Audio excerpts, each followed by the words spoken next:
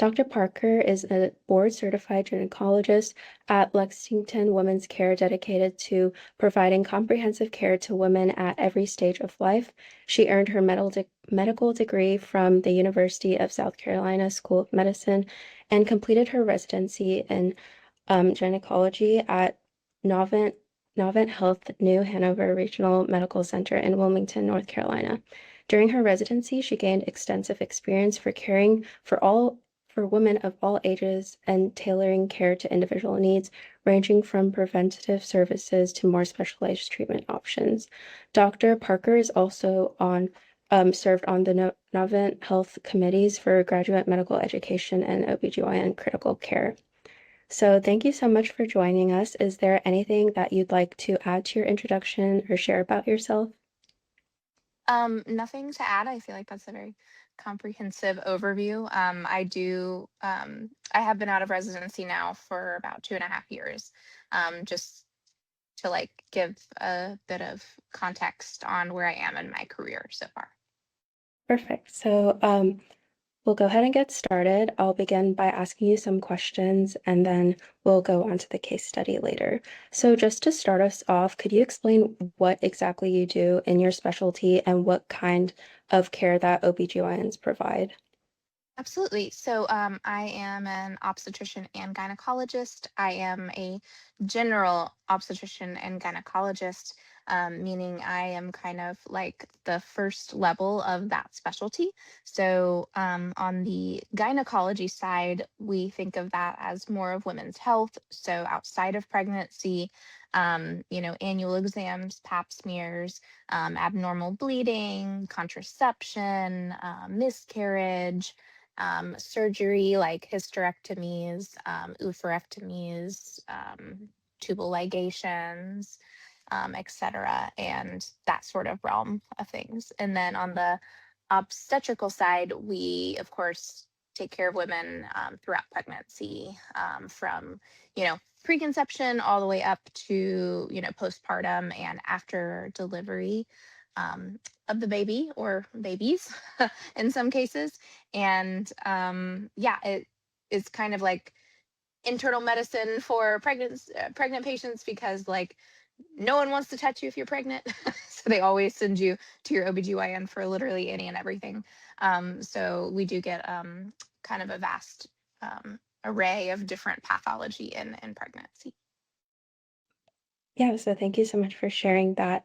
The next question we have is, how does this field allow you to care for patients across different stages of life? I know you kind of briefly touched up on this, but Yeah, absolutely. So I feel like most people think of OB-GYNs as like the family medicine doctor that is specific to a woman. So family medicine is a specialty where you can take care of people in all stages of life, no matter their gender.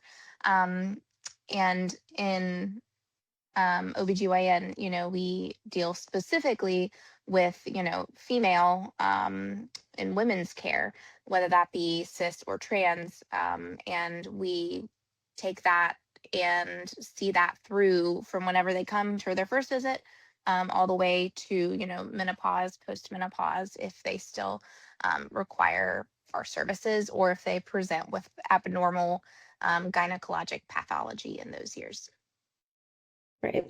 Okay, and so the next question we have is, could you please walk us through what first drew you into medicine and when you realized that this field was the right fit for you? We'd also love to hear about your journey from college through medical school and residency and how those experiences really shaped your path.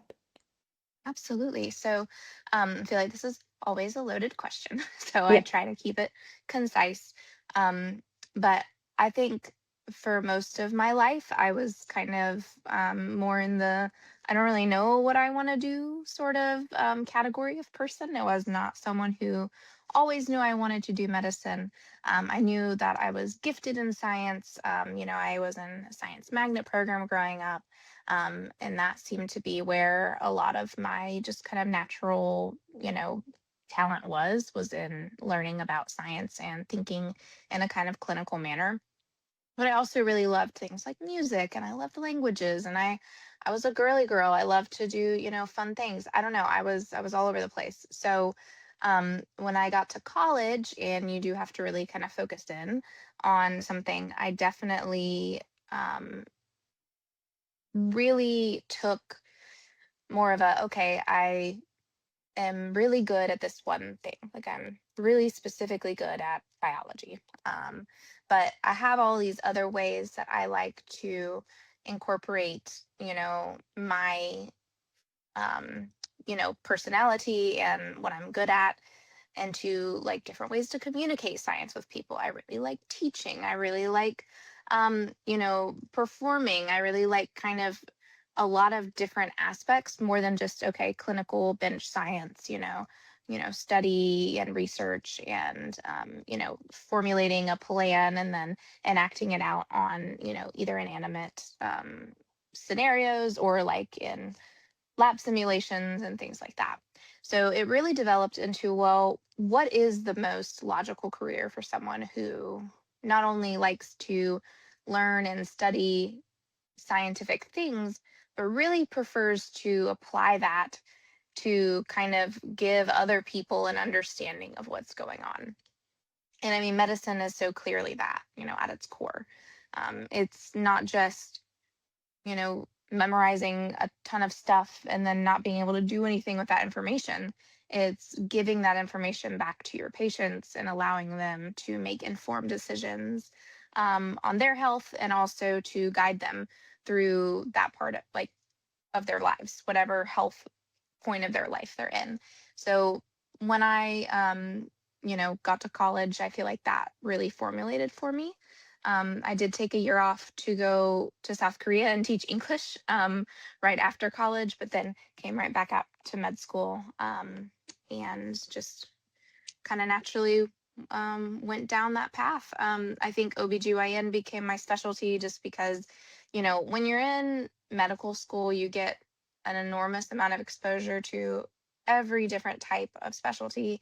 And then the more kind of specialized ones that maybe you don't get a core rotation on, you have a chance even to do small rotations in those, especially as a fourth year.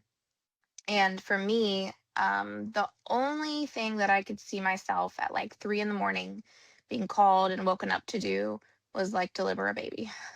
So I could tell that pretty much immediately when I started my OB-GYN rotation. I was like, okay, if someone's calling me from the emergency room for someone to like in respiratory failure because they have chronic heart failure or something like that, like, I'm not going to be as excited and jazzed up and like have that passion to really deal with that. And some people do, and that's wonderful.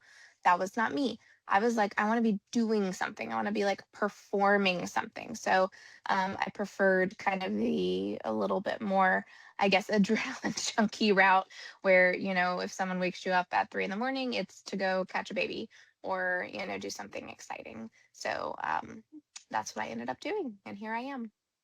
That's wonderful. Thank you so much for sharing your story.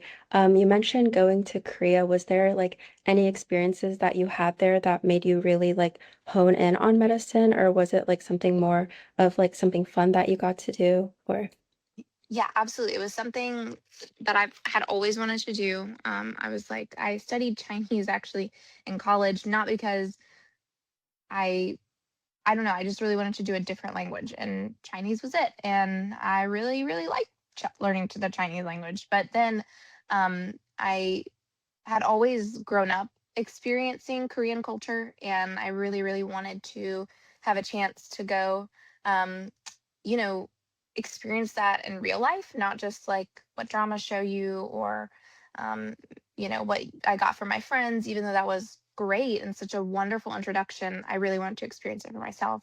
So when the opportunity arose that I could go teach English there for a year, I was like more than happy to put the rest of my life on pause for a year to get that experience. But definitely, I mean, being there was not related to medicine at all. But what it did was enforce in me that I wanted to come back at the end of the day and go to medical school. Because I had the opportunity, of course, to stay there for more than 1 year. And I ended up coming back to medical school you know, as much as I would have loved to stay there, it just, at some point, you have to kind of decide what the rest of your life holds. And the experience there, I think, was amazing, but I needed to come back and kind of get down the rest of my path. At least that was the best choice for me. But it was a fantastic year. I highly recommend a gap year for anyone asking. I think it is about the only time you're gonna get, because once you start medical school, there's really no time for you to just go enjoy life in a really meaningful way and get that sort of experience. So whether you do a gap year experiencing things in medicine, like maybe you go volunteer or work in a hospital for a year, maybe you go on a medical mission trip for a year, whatever it is you want to do, versus like doing something totally different like I did, I think both are very valuable. Not only do they give you world experience, but they give you personal growth. And it's really hard to excel, I think, in medicine if you don't understand, you know, how the world works and a little bit more about who you are of a person outside of school. Because up till the end of college, that's all we know is school. So who are you just living and doing life? And or do you still want to be a doctor, after experiencing that person? I think that's invaluable. And I highly, highly recommend that for anyone. Yeah, thank you so much for sharing that. I'm really glad that it worked out and you got to come back and realize that you really wanted to do medicine. That's really great. So the next question we have is, what does a typical day look like for you as an OB-GYN at Lexington Women's Care, and how do you balance all the clinic visits and procedures that you have to do? Yeah. So I think most doctors will probably tell you that, work-life balance is hard. My schedule is different every week. So whether you love that or you hate that, that is how most OB-GYNs function, because for at least your early years when you're doing general OB-GYN and you're part of a practice, you have to cover at least usually one day every week to every 2 weeks, depending on how big your practice is, in the hospital for 24 hours. You'll have to cover weekends every so often. Some practices kind of have like a Friday, Sunday setup. Some practices have a full weekend setup. So it just kind of depends on how your practice works and what your call schedule is. But essentially, you'll be, in the hospital, wherever you are doing deliveries or surgeries at, for at least 24 hours a week or every 2 weeks for most people. So that's what my group is, once a week. So one day I'm there. I do a half day of clinic after I work for 24 hours. So that's just my preference. Some people don't work at all. After they do a 24-hour call, they have a whole day off. And then some people work a full day in clinic. It just kind of depends on how much of a workaholic you want to be and what balance you want. So I personally decided that half days were okay and give me a little more time to see patients, because as you can imagine, if you have one full day in the hospital, you cannot always see patients doing that. So in my practice, we do not see patients while we're on call because our practice is located a little bit far from the hospital. So the next day when I'm post call, I can see a half day of patients and then go home and still rest. And then I usually have at least 2 full days in clinic a week.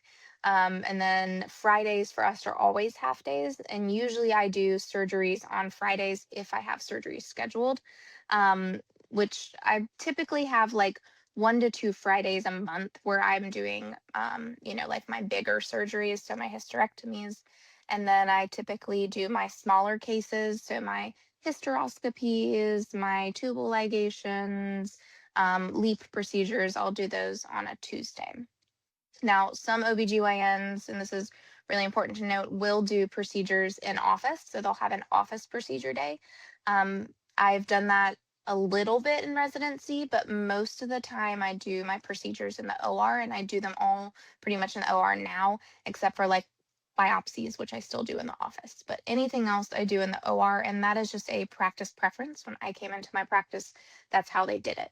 So it didn't have anything to do with that being my personal preference. I think office procedures are good and can save a patient money and time. But my practice just happened to do it that way. Sorry. You're Thank fine. you so much for sharing. So you mentioned the hysterectomies being like more of like a hands-on and demanding procedure. What about it makes it more demanding than the other procedures that you have? Yeah, it's a lot more complex and there's a lot more at stake. So if you can imagine like going into someone's body and taking out a whole organ system, you have to disconnect it from a lot of things, and all of those things are connected to a lot of blood supply and also really close to other organs that you don't want to remove.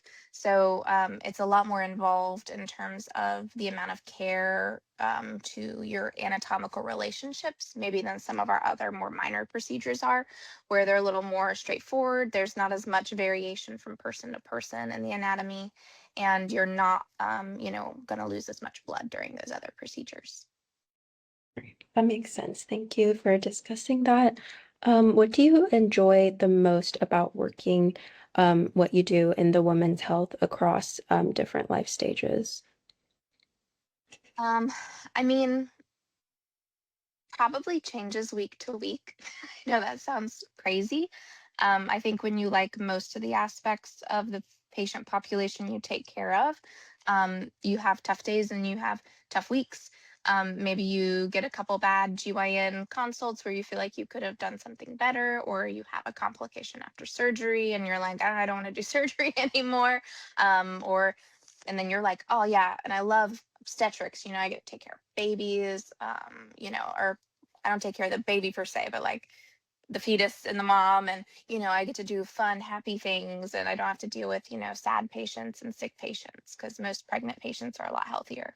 But then maybe you have a tough day where you had a really rough call and you got no sleep and you're just exhausted, and you're like, I delivered 7 babies yesterday, and maybe they weren't as easy, straightforward deliveries as you would hope them to be. So I think that changes a lot, but overall I really enjoy all parts of my job, and I definitely have a little bit of flux of what I enjoy more from week to week, just depending on what my caseload and my patient population looks like. Yeah, so do you think the fact that you enjoy all aspects of your job is one of the most rewarding parts of it, or is there something else? Oh yeah, so I think anyone in obstetrics will tell you it's so rewarding to take care of a patient from when they conceive a pregnancy to when they deliver their baby. um, because that's one of the most, for someone who chooses to get pregnant. Not everyone chooses that path, but to the woman who chooses to get pregnant and have a baby, that is such a monumentous time and transformation. And to be able to safely and responsibly take care of patients during that stage is extremely, extremely gratifying. And really something that gives, I think, impact not only to a patient's life, knowing that they have an OB-GYN who is taking care of them and making sure they're safe and making sure their baby's safe and XYZ, but also a great impact on me and how I view my, I guess, self as not only a person, but also a really important person in someone else's life, if that makes sense. So, Yeah. and sorry, my cat is starting to step on me, so No, you're we're gonna totally pull her fine. over if they if they decide Um, to come in the view. you're good. So the flip side of that question is I know you mentioned like the fatigue that comes with what you do, but what are some of the biggest challenges that you faced either during residency or in your practice right now? Mm. So definitely lack of sleep is number one. OBGYNs are really high in the burnout scale, I think, because a lot of us put so much time into our job more so than someone who's like maybe fully outpatient based. They're going to have a more simple 9 to 5, less weekend call sort of visit or structure versus like, as I explained earlier, our schedules are very complex and involve a lot of, 24-hour plus shifts where you have to be, on for most of that time. So definitely, lack of sleep is a huge, huge thing that you have to really become,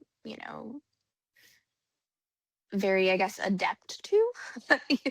It's not necessarily like, I guess people say, that we're trying to make doctors more well, and I am 100% for that. I wish for progress at the very core of my being. But one thing I don't think we're going to get progress with anytime soon is, the 24-hour shift structure. Sure, there's hospitalist support, but at some phase of your life, you're probably going to be staying up for 24 plus hours doing work, unfortunately, in the OB-GYN field, especially. And then I think just, whenever we see sick patients, OB-GYN again is a very healthy, happy time of most women's lives, when we're taking care of them. So whenever we see poor outcomes or really sick patients or, you know, devastating losses of pregnancies, those are all very, very, very hard, and they don't get easier the more you do them necessarily, because each incident is its own separate entity. So. Right. Yeah. So you mentioned like the 24-hour shifts. Do you think are there other places where they work for more than that? Or is that like the Yes. common? Okay. Yeah. So at my practice on weekends, we do 48-ish hours of straight call when we're working weekends, but we only work like 1 in 11 weekends. So we don't work many weekends, but we do work a whole weekend. So those are especially tough. And I know some practices who do even up to 72-hour shifts. I know some people at smaller hospitals that don't have very much volume will even do like, excuse me, week on, week off. So they'll be on call for a whole week. So you can imagine, obviously, if you did happen to have a busy week, at your not busy hospital, like you're going to be exhausted by the end of that week. And just because you're not busy, quote unquote, like you're not delivering patients maybe as often or doing as much surgery, you're still usually getting calls from all sorts of people at all sorts of time at night. So at nighttime, you're not necessarily getting good sleep when you're on call. So definitely, it's choose your if you do decide to go be an OB-GYN, choose a practice where, they have a call situation set up that is, the most kind of helpful. And I would guess helpful is not the right word, the most desirable and palatable for you. Because you definitely don't want to get into a situation where you're really exhausted and you're performing unsafe surgery on patients. That makes sense. Thank you for sharing. So now we're going to move on to misconceptions. So what are some of the most common misconceptions that you've heard of or that you've heard of people thinking about the OB-GYN as a specialty? Yeah. I think the biggest one is that like we're not surgeons. I think a lot of people view OB-GYN as baby doctors. Like that's all we do. When actually I'd argue that's probably about only half of what I do. And some practices it may be a little bit heavier on the obstetrics, but most of us do 60/40 GYN to OB or 50/50. I feel like mine is a little bit more 50/50. Um, so, I am first and foremost surgically trained. So I have to take laparoscopic training exams. I had to pass my laparoscopic surgical exam. I do robotic surgery. That's how I perform surgery the majority of the time. So, you know, never listen to someone who says that OB-GYNs aren't surgeons. I find that very insulting. And any general surgeon who sees an OB-GYN, cut out a baby in, 20 seconds who's tanking via laparotomy is usually fairly impressed that we can do it that quickly. So I'd argue we're definitely even though we're highly specialized surgeons. So we certainly like, I don't want to mess with your bowel. Like, I'm not trained to take care of bowel, but I am extremely well um, trained to take care of any reproductive organ and to take it out. So um, that's a big one. And then I don't know, maybe that were, I feel like, unfortunately, any female dominant, specialty is going to get that whole, oh, we're females, we're emotional. Like we get that misconception that we're a little bit more of a quote petty specialty, just among physicians. Um, Definitely can say that I have not found that to be the case. I think there's a pettiness in every single specialty, so it should be equally distributed across of a quote misconception across, or not misconception. It should be a thought about every single specialty, not just OB-GYN, because we're very female dominant these days. I find most of the partners that I work with are extremely chill, very wonderful, very easy to get along with people. And it's really more of a person issue, not a specialty issue. So, Yeah, thank you for sharing that. You mentioned how you're not trained to do anything like related to the bowel or other stuff. Has there ever been a time where you had to act on that in an emergency situation? nope. So if I ever have an issue, like, for example, when I was in residency, we had a co-resident of mine who I wasn't actually in the surgery, but thankfully we don't have a lot of bowel injuries usually, but this particular case, there was so much scar tissue in the abdomen that the trocar to access the abdomen, which is how we do laparoscopic surgery through small incisions, we have to put this like device, like almost sheath through the skin, and that helps us put instruments in and out of the belly and also inflate it with gas. And that trocar was inserted straight through the bowel on entry, which is extremely rare because there's not supposed to be bowel up on your anterior abdominal wall. So when that happened, we called the general surgeon in, who then was able to take care of, um, the bowel. So I would never, ever in an emergent situation even do something more than like hold pressure on a vessel. Obviously, if someone's aorta is injured during a procedure and I notice that, I am going to do my laparotomy, open their belly up, and tamponade that aorta so they do not die. But I am not going to try to fix the aorta. So I would call in, a specialist who is, and all hospitals for the most part are going to have, the appropriate specialist available for those sorts of scenarios. Okay, that makes sense. So I know you had your misconceptions that you shared, but I prepared a few common myths about your field that we often hear, and I was wondering if you could just speak on them or help clarify what's true and what's not. So the first one that I have is that you must be 21 years old to begin seeing an OB-GYN. Ah, so it's not so much a must, but definitely it is a, you know, pretty like our mark for getting annual exams, so pap smears, is 21, no matter your sexual activity prior to that time. However, as OBGYNs, we do way more than just sexual education, sexual health. We do a lot to do with periods. So I see a lot of adolescent patients who are having abnormal periods, and maybe they're sexually active and want birth control. Maybe they just want annual STD testing. So you can definitely see an OB-GYN before 21. It's just you don't need a pap smear until you turn 21. Okay, sounds good. And the next one that we have is that IUDs are dangerous.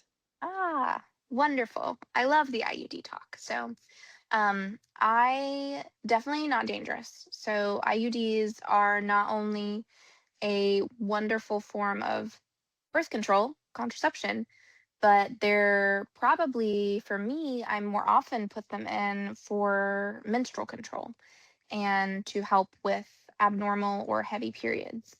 Um, and that is a very detailed talk to have about abnormal periods. However, The main point about IUDs is that, you know, there are two kinds of them. There's one that's non-hormonal and one that's hormonal. A lot of people think that the non-hormonal one is better than the hormonal one. Of course, there are reasons and um, situations where a non-hormonal IUD would be appropriate, but most people don't realize that a copper IUD works by literally, basically, an allergic type reaction in the uterus. So it causes inflammation, which is how it helps to prevent pregnancy from occurring. So a hormonal IUD is not going to give much systemic hormone activity. It's going to give local hormone activity to the uterus to thicken the cervical mucus and also keep the lining of the uterus really thin, which is how it helps to reduce the amount of bleeding you have on periods and also prevent pregnancy. The nice thing about an IUD too is it prevents endometrial cancer, which is uterine cancer, which is one of the most common cancers that we see among women. So you're actually reducing your overall risk of having cancer in the future by having an IUD. Honestly, every form of birth control, birth control pills, they help reduce ovarian cancer risk and colon cancer risk. So there's a lot of benefits to a lot of different types of birth control, but when we're talking about an IUD specifically, they are not going to cause hormonal IUDs, at least, are not going to cause any, infertility in the future. They're not going to cause scar tissue in the uterus. You absolutely, absolutely, absolutely can ask for a paracervical block and local numbing medicine to help reduce the discomfort that is, very common with insertion of those. So don't feel like you have to go totally without pain relief. There are definitely ways, and that's how I, put mine in. I always, always, always use pain medicine for those insertions. And as long as it is not inserted in the wrong spot, so when it's inserted, it has to be inserted in the right spot, which is at the top of your uterine, cavity. It's never going to end up inside your belly somewhere. The only time that it can be inserted into your belly is if you perforate or make a small hole in the uterus that you actually go through with the IUD and then deploy it without realizing that you're not in the uterus. So that's why I always as well do mine with an ultrasound to help, verify that I'm in the uterus, because then you never have to worry about it being stuck somewhere else in your body and having to be retrieved, which is another big horror story that people say. And then one other thing I'll say about IUDs, because I hear it a lot, is like, well, I heard that, this person came out and they were pregnant and they were holding the IUD like in their hands, the baby was. And I say, no birth control is 100%. Getting your tubes tied is not even 100%, unfortunately. Now, getting your tubes removed is pretty much 100%. But aside from that one way, every single form of birth control is going to have some chance of pregnancy. So, especially if your IUD was not inserted and well, maybe it was inserted correctly, but maybe your body kind of squished it down towards and tried to expel it out of your body, and you just weren't aware of that, or you're just one of those 0.2% of people who can get pregnant with an IUD and experience that, it's going to massively reduce your risk of pregnancy compared to any other type of birth control, minus maybe the Nexplanon, which is the one that goes under your arm, which does have a little bit better, higher, you know, um, protection against pregnancy. That one's about 0.15 versus the 0.2 to 0.5 that most IUDs are rated at. So regardless, it's definitely not unsafe. If anything, I'd argue it's one of the safer methods and has less side effects than any other type of birth control that we do prescribe. Hormonal ones, not the non-hormonal ones, because it causes inflammation. Usually it also causes heavier periods and more painful periods for people. So I wouldn't necessarily put that one in someone who's looking for lighter periods. But I digress. That is my IUD TED Talk. So Yeah, thank you for sharing. So do you think that IUDs are probably the most effective, or does that like depend on the person? So IUDs and Nexplanons are absolutely the most effective because it takes the human part out of it. So minus, I guess, a little bit the doctor who's placing it. But in general, the human risk with taking a pill every day or replacing a patch and making sure the patch is well applied to your skin inserting a NuvaRing into the right spot, taking your Depo-Provera injection at the right time, using a condom that's not broken, using the pull-out method to like, those are all, there's a huge part of those effectiveness, like percentages that come out due to human error. So the fact that an IUD and an Explanon, they just sit there, they do their hormonal jazz without you having to worry about it, makes them so much more reliable than any other form of birth control. Thanks for sharing. So back to the myths. The next myth that we have is that you kind of touched up on this, but it's that it's not necessary to go to your OB-GYN every year. Yeah. So honestly, I would probably agree with that. You do not have to go to your OB-GYN every year. Um, the current pap smear recommendations are every 3 to 5 years, depending on your age and your pap history. So there's a lot of things that go into that. So certainly if you're having abnormal pap smears, you need to come back more frequently than someone who has normal pap smears and has a low, maybe they're not sexually active. Maybe they have a, very low risk sexual history. So they're not going to be high risk for catching HPV, which is the virus that causes cervical cancer, which is why we do pap smears. So in those scenarios, absolutely, you do not need to go to your OB-GYN every year if you feel fine otherwise. But if you are someone who likes having a pap smear every year and your insurance will pay for it, go for it. Insurance is doing this thing where they won't pay for pap smears every year all the time. So it does also depend on that, unfortunately. But if you're under the age of 30, I definitely recommend yearly STD testing, even if you're monogamous, because you never know. Okay. And a negative result will always be very comforting. And a positive result will tell you that you have something that could hurt your reproductive organs really, really severely if it goes untreated. And at least you caught it and can get it treated. So that's what I would say. If you do go to your OB-GYN every year, you can do that. But you can also technically do that at your primary care. So there is some flexibility, I think, with that. That's interesting to know that you disagree with that.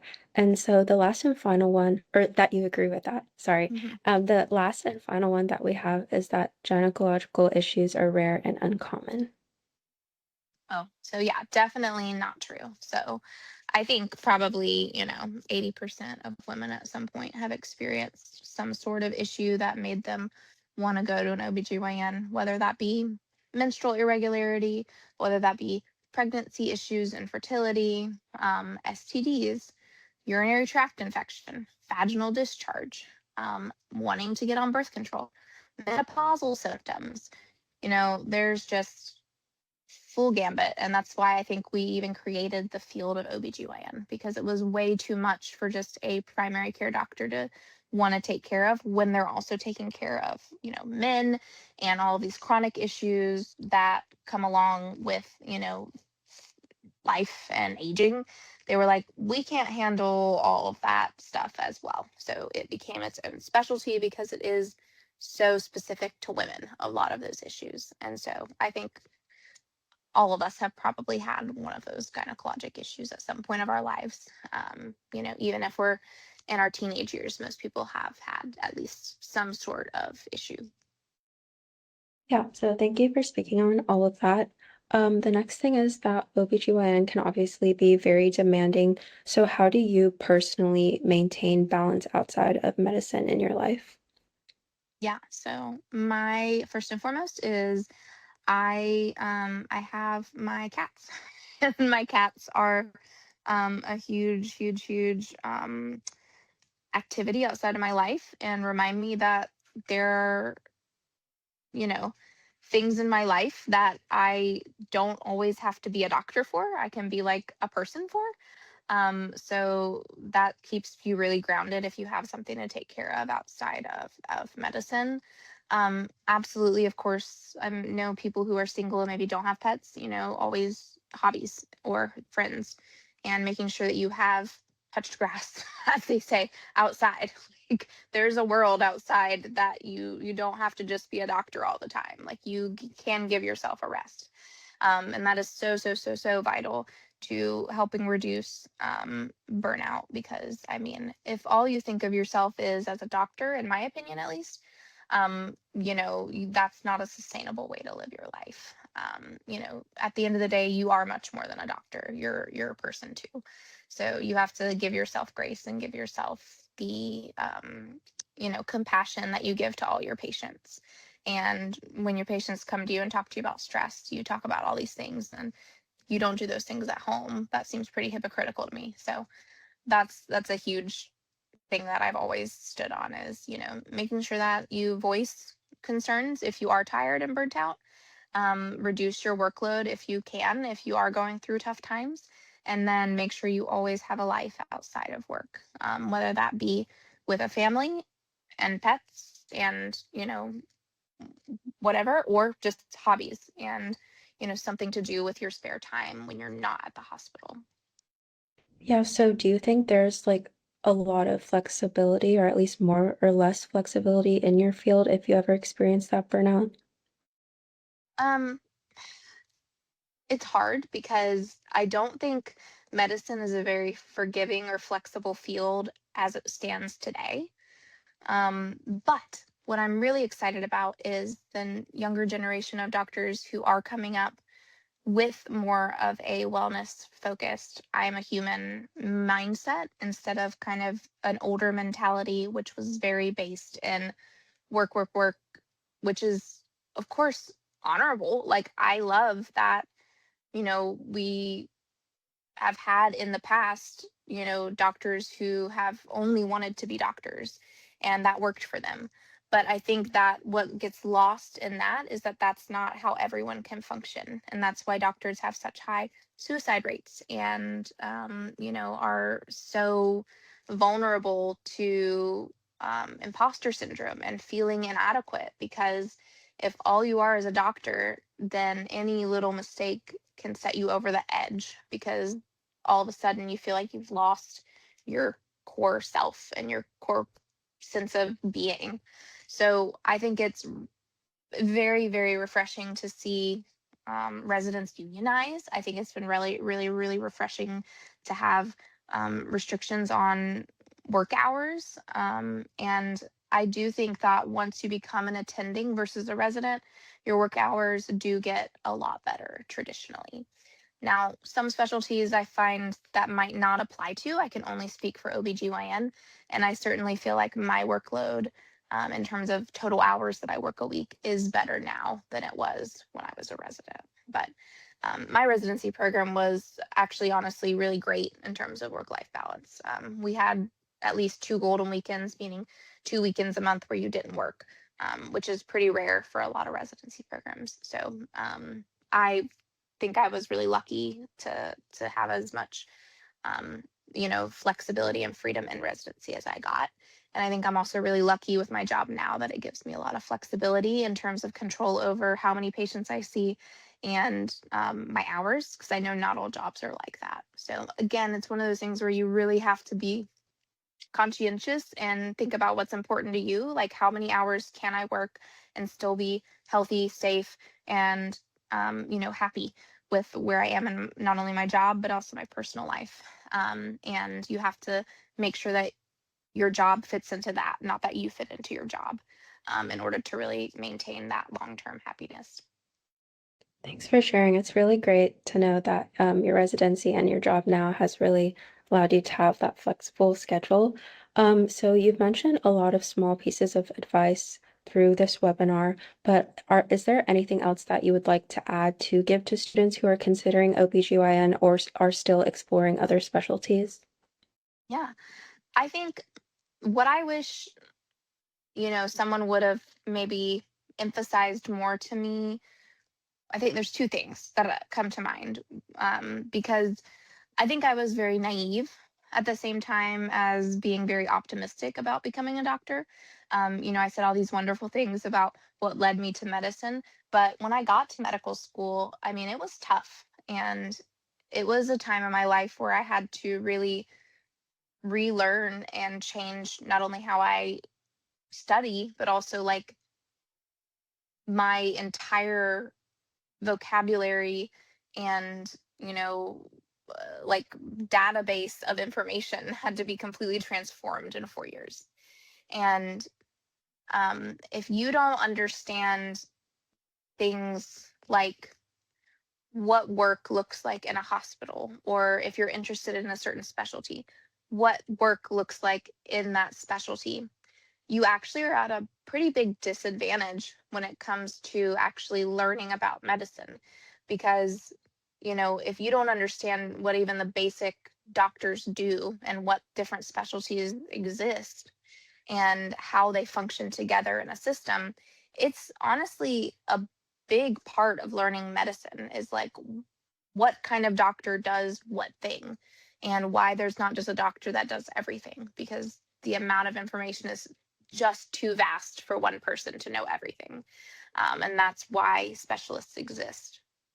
So making sure that you have had experience in a hospital, whether through small or large scale, like maybe you work in a hospital like full time, you're like a scribe, or you're a nursing tech, or you're a nurse, you're doing something in a hospital, um, is an amazing and highly recommended experience to have before you know for sure that you want to pick medicine, because it is way easier to get out of it in the beginning than it is once you've started. Once you're in medicine, you don't have any other skills really. Okay. I cannot do much else with my medical degree than medicine. So, you are really sucked into it for the most part. Of course, I'm sure you'll hear the stories of like this person who got their medical degree and then, I don't know, went off to be an influencer or a traveler. I don't know. But that is extremely obviously rare. Most of us just go on to be doctors, or work for insurance agencies or biomed companies. Like that's what we have. So definitely make sure you have experience in a hospital before you decide on medicine. And then number two is really sit yourself down and say, do I want to do medicine because I'm willing to sacrifice my 20s, probably some of my 30s, um, relationships, potentially children, holidays, weekends, birthdays, family time, sleep, tears, sometimes blood. Am I willing to sacrifice all of those things for a stable job? Because I think a lot of people tend to go into medicine too because it's a very stable source of income and a stable lifestyle. You're always probably going to have work. And it's going to be decent income, enough definitely to make a good life for yourself. But I can tell you from firsthand experience, the amount of money that you make in medicine is absolutely not worth the amount of years and time and missed opportunities in other fields of your life, unless it is your calling and your true passion. So really just sit yourself down really hard and be like, am I like looking into this because I feel like I just want a steady job and I'm, definitely equipped to go to medical school and succeed? Or do I actually want to do this? Is this something that I'm willing to sacrifice a whole bunch of my life for? And if your answer is still yes, then you're set. And I think you're really ready to make that commitment, because that's what it is. It's a commitment. It's a very long marriage. So, and you don't get to just divorce it easily. It's not easy. So, yeah, just making sure that you have that conversation with yourself. It doesn't mean that your answer is going to be no. Your answer may definitely be yes, but it's something you have to be very frank with yourself about. Am I interested in this because it has a stable source of income and a stable sort of living, or do I actually want to do medicine? Because there are way other things that you can do to have a stable source of income that do not require the amount of input that this job does. Yeah, I think that's really important. So besides the experience, like volunteering or working at a hospital and just being really set on the medical field, do you think what like qualities or skills do you think are especially important for people who are Mhm. interested specifically in women's health? Oh, absolutely. A good question. So, collaboration, number one, you have to work with other people every day. You don't have to necessarily be an extrovert. I am a hardcore introvert, but I also am flexible and can act introverted in certain situations. So, it doesn't mean you have to be an extrovert, but you have to be able to talk to people to some degree and be a collaborative person. So that's a big one.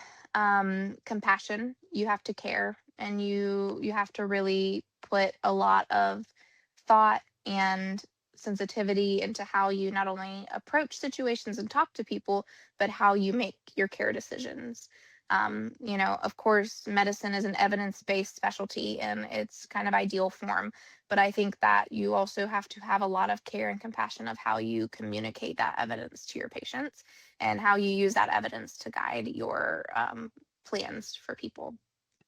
Um, and then resilience. I mean, you got to be, people are going to, you're not going to be perfect all the time. And if that is going to drive you crazy, you're not going to be happy camper for a while until you learn how to really learn how to be at the bottom of the barrel, and then work yourself up, because you're not going to come into it being the best. You're just not. um, and you have to work yourself up to a knowledge point where you can be actually someone who cares for other people. And so I think those are my maybe my three favorites, at least the three that popped in my mind. So Okay, so that is all the questions that I have. So thank you so much for sharing your experiences, your journey, and just all your really insightful responses. So we can now move on to the case study that you have prepared. So if you guys could just give us a second, we'll have that up. So, this is just my little kind of case study. I do give a talk to some medical students at University of South Carolina.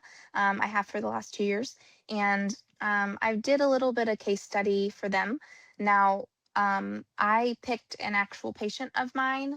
I didn't have like, I feel like it was a very interesting and I think very representative case of what OB-GYN can look like. This is a gynecologic case specifically, and some of the complex decision making that goes into helping patients.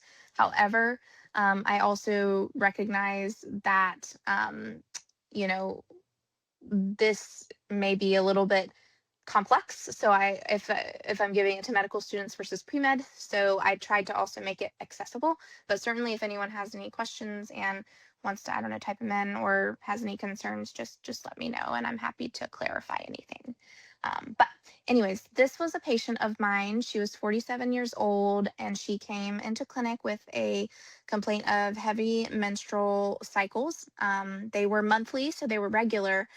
Sometimes she would have some spotting in between her periods, but it was overall pretty minor. She would also spot after intercourse.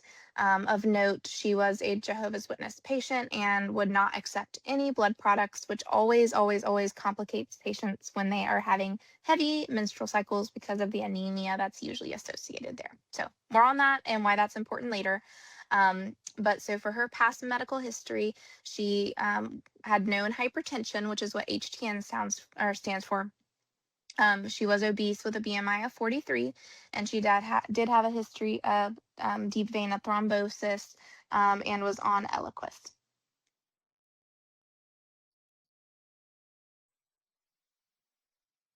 Oh, sorry. Is my stuff coming up? I just want to make sure. Yeah, I see it on my side. Oh, okay. Okay. I'm just making sure. Sorry, I got your text, and so I wanted to Oh, make sure that was no. okay. So and then for GYN history, she had no history of abnormal pap smears, and her last one was 5 years ago, which means that she was due for one at her first visit. And she was a G2P2, which is fun OB-GYN terminology. We speak pretty much exclusively in abbreviations for the most part. So very confusing for most people. But what that means is she's had 2 pregnancies, and also 2 live births came from both of those pregnancies. The G stands for gravida, and the P stands for para. Her past surgical history showed no significant surgical history, so she had never had surgery in her abdomen. So you can assume that both of those both of those babies were born vaginally, not through C-section. She had a past family medical history where her mother had colon cancer, but no GYN cancer history. So no history of breast cancer, uterine cancer, ovarian cancer, or cervical cancer. And then her social history included, not having any tobacco use, alcohol, or illicit substances in the past. So, um, kind of the way I like to phrase it is like, okay, well, what do you do first when you come in? You get a history from a patient. Always, always, always, always, always, always till the end of time, the answer will be a physical exam. Okay. Always. The first thing you need to do a physical exam. Okay. Now, not everyone necessitates a pelvic exam, but everyone that has a problem with abnormal uterine bleeding should have some sort of exam with diagnostic sampling during that exam, or bringing them back to do more in-depth, detailed diagnostic workup. So for this patient, of course, what I did on her exam was I did a pap smear. So I did a speculum exam where I inserted a speculum into the vagina, and I was able to see the cervix. When I looked at the cervix, it looked very normal. Her uterus did feel enlarged on my exam, so I could feel the top of her uterus to her belly button. For context, a uterus should be about 6 to 8 centimeters. So very, very small. You should not really be able to feel it on the abdomen. So hers was very bulky and very enlarged, and we'll get to why that is in a minute. So I, of course, did her pap smear as she was due for one. This is an example of what a cervix looks like when you see it in the speculum. I think it's really, really important to kind of know what this looks like. So this is the internal os, and this is the external os of the cervix. The cervix up at the top here leads into the bladder, which is going to sit under the tissue in this anterior wall. And then posteriorly, if this were a little bit of a bigger picture, you would be able to see tissue down here, and behind there is going to be where your bowel and your rectum live. So that is, the uterus is the portal into the uterus. I'm sorry, the cervix is the portal into the uterus.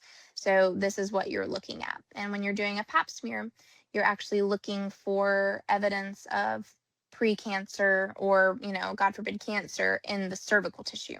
As you can see, I can't see a uterus here. I cannot see ovaries. So those are not things that we're actually visualizing. You are just visualizing a cervix.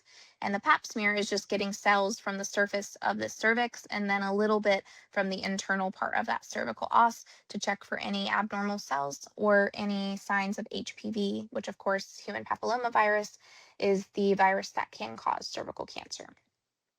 So what I did after this exam was I discussed with her my recommendations for an ultrasound to kind of evaluate her uterus. I then also got some lab studies that day, which I will go through with you in just a minute. And then I recommended for her an endometrial biopsy. Endometrial biopsy, I have a diagram on in a second, but is a sampling of the internal part of the uterus. So that little hole that we saw in this actually not that one, go back. And this, so you actually will go in through this hole up into the uterus with a very thin tube, and you can collect some sampling of the tissue that's in there. And the reason why that is important for anyone who has abnormal bleeding is because what you want to rule out first off, especially if they're over the age of 45, is that they have cancer in the uterus, and that's why their periods are so heavy. So that is what that biopsy can help rule out. So on the next slide, I'm going to show you what a normal uterus ultrasound should look like, because I know none of you probably know what an abnormal versus normal uterus looks like on an ultrasound. So this is a uterus.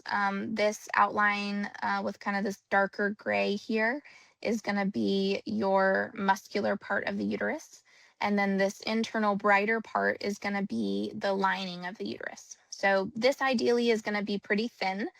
This I'd say is really thin. This person's probably not having periods because it's so thin, but generally it won't be too much thicker than this, maybe a couple millimeters more than that. This only is 1.3 millimeters, which is really, really, really tiny and thin. But basically, so this is the lining of the uterus. That is what can get really thick if it has cancer. If this has cancer in it, it's going to be super thick. You're going to see it like fill out this entire cavity. Um, and then this muscular part is where usually the uterus can get big and enlarged. So this next ultrasound I'm going to show you is very similar to what this patient's ultrasound looked like. However, the ultrasounds I got were very poor quality, because when you have enlarged masses in a uterus, it's really hard to catch them on an ultrasound. Usually you need more invasive imaging to get a good picture of it, and I did not do anything but an ultrasound for this patient. So this is essentially what it would have looked like if it were really good imaging that I had of this patient's uterus. So this is the muscle part up here and down here, and you can see this bright stuff in here of the lining, but then you can see this big mass. And this mass is called a fibroid. And fibroids are benign in nature. They're benign tumors. So key thing here is that not all tumors are cancer. So most tumors, in fact, are benign, worse than cancerous. And fibroids are one of those types of tumors. But because they are circular masses that grow in the muscle of the uterus, they're still considered tumors. So you can see this is filling up the space behind this uterus and actually invading into the muscle, of course. And really, it's kind of abutting this cavity. So this fibroid has its own blood supply, and it disrupts the normal contractions of a uterus. So why that's important is that it can bleed really easily and cause heavy bleeding that is not controlled by this lining of the uterus, which is what normal people would bleed from. So I saw several large fibroids in this patient's ultrasound, and that explained why her uterus was so much bigger than it should have been. So I also did an endometrial biopsy. So this is kind of that image of that biopsy. So during my speculum exam, I insert this really, really thin catheter into the uterus. I do this also with numbing medicine. And then you're able to sample the lining of that uterus with that catheter tip, and then send off that for pathology. This is what pathology would generally look like for someone who has a normal uterus. And then this is what a cancerous uterus would look like after staining. So, this is normal tissue, normal glands and things. And then this is stained, very, very dense kind of tissue that is complex. So just some context there for what they're actually diagnosing when they're looking at those samples under the microscope. So the lab results that I got back were really concerning. So this patient had a hemoglobin of 5. For context, a normal hemoglobin is 12 and up. And in the hospital, if I transfuse someone, I will transfuse them with blood if their hemoglobin is less than 7. So for her to just be walking around with a hemoglobin of 5 means she has chronic anemia, and her body has adjusted to having such low hemoglobin that she has just become totally immune to the fact that her hemoglobin is literally in the tanker. And people who live with hemoglobins at this low chronically can actually end up with things like heart failure and strokes from ischemia due to the lack of oxygen, because hemoglobin is carrying oxygen around your body, and if you don't have a lot of hemoglobin, you don't have as much oxygen. So it can lead to a lot of stress on the rest of the body. Her white blood cell count was 7, so that is normal. Her platelets were 250, which is also normal.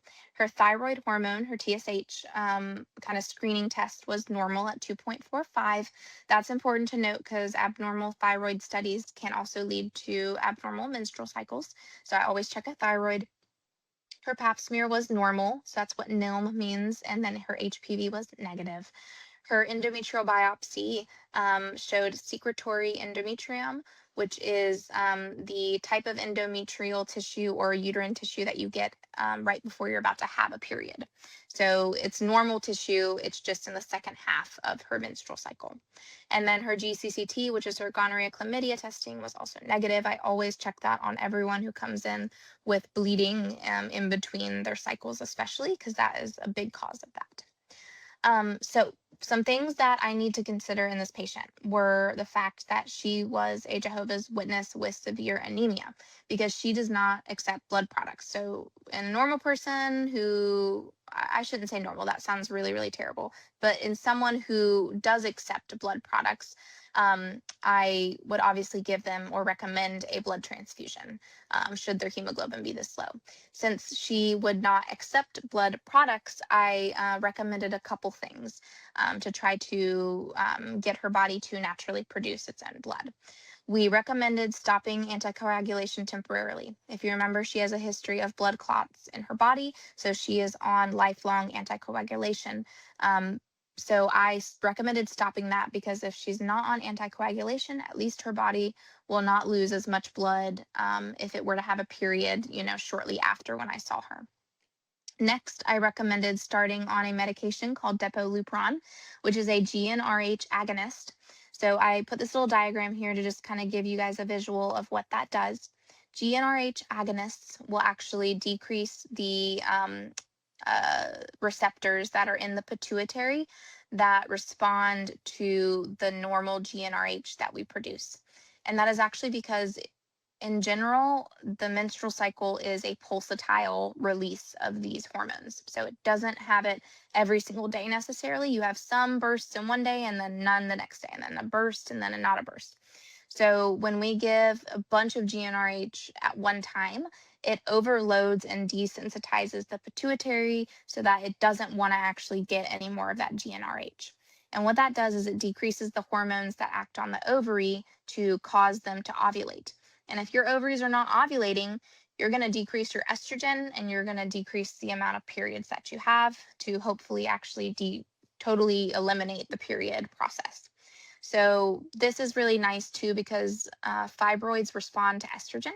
So if you can decrease the estrogen in the body a little bit, you can actually also decrease sometimes the size of the fibroids. Usually it's pretty minimal. So for this patient, it certainly wasn't curative, but it does help, especially for surgical planning in the future. So that's what we started her on to help decrease the amount of blood she was losing. And then we started her on IV iron, which is a wonderful, wonderful thing. It does take about 3 to 4 weeks to see an improvement in the hemoglobin. However, because blood loss anemia is inherently an iron deficiency anemia, and in a lot of cases, it can be helped by iron administration. Oral iron takes forever compared to a couple of.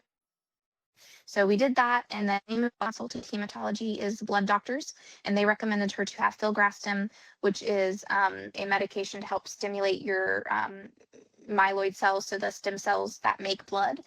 Basically, it helps to increase their activity a little bit. So that's a really common thing that we will do for patients who, observe Jehovah's Witness blood transfusion refusal, and will be obviously in a second you'll see the improvement in her hemoglobin from just doing those couple of things. So when I repeated her hemoglobin 3 months after maintaining this therapy, her hemoglobin was up to 11, and we had a big conversation about what she wanted to do to kind of cure her so that she didn't have to take Depolupron forever, because really that's not great for you either. As you can imagine, having decreased estrogen in your body for a really long time can also lead to things like osteoporosis and bone loss and, loss of hair. It has side effects. So you don't want to keep someone on that forever, except in very specific circumstances. So we decided after kind of talking about her options, now that her hemoglobin was much more appropriate for a major surgery, and I wasn't concerned she was going to bleed out and die on the table during surgery, we could move forward with that hysterectomy, which is removal of that uterus. I do have just a little picture of what a uterus looks like when we take it out, when it has fibroids in it. The picture that I took, I actually didn't take a picture because I took it out in little pieces because I do my surgeries, and you'll see in a second, through very small incisions, and this uterus would not fit out as one piece from her body, so I had to take it out in small pieces. So this is kind of what you would see for someone who has this muscular tissue that's been invaded with all of these little fibroids, and then the lining of the uterus actually is coming up here, and you can see this fibroid is actually invading into that lining. And then this down here is that cervix that comes out with the uterus. And then down here is a little nub of the tube, so the fallopian tube coming off the side. I had a little video prepared, but I feel like we probably should skip that just because of time purposes.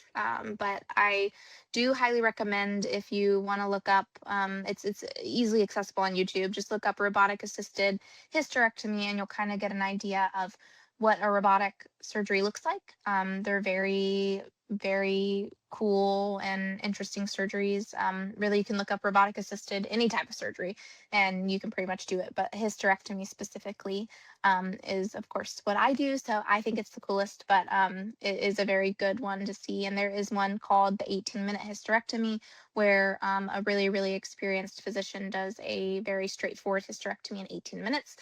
So she can show you kind of how easy they can look. Now, mine did not take 18 minutes. It took a couple hours because of the complexity of that those fibroids present in terms of anatomy distortion and also increased bleeding. But regardless, it's a really good look into the structures and how we dissect them out. But yeah, patient was doing well since she had her procedure.